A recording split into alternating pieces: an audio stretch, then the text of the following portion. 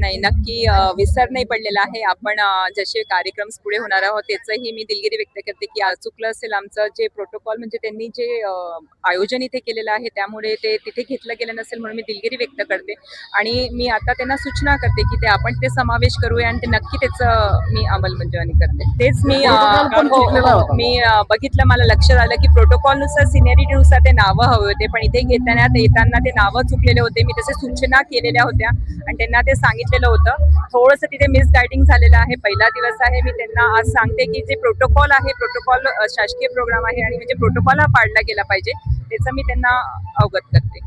हा सांस्कृतिक कार्यक्रम आहे. हा आपला म्हणजे ऑफिशियल ऑफिस मधला कार्यक्रम नाही, हा आपला सांस्कृतिक कार्यक्रमाचा भाग आहे आणि त्यामुळे तशा पद्धतीनं आयोजित केलं. आता आपल्या जे आहे त्या परिस्थितीत जसे येतील त्या पद्धतीने सर्व सन्माननीयांचं स्वागत वगैरे झालेलं आहे. असं आता ते कार्यक्रम आपल्या महिला बाल कल्याण विभागामार्फत आयोजित होता, त्यामुळं ते सांगू शकतील त्याबद्दल.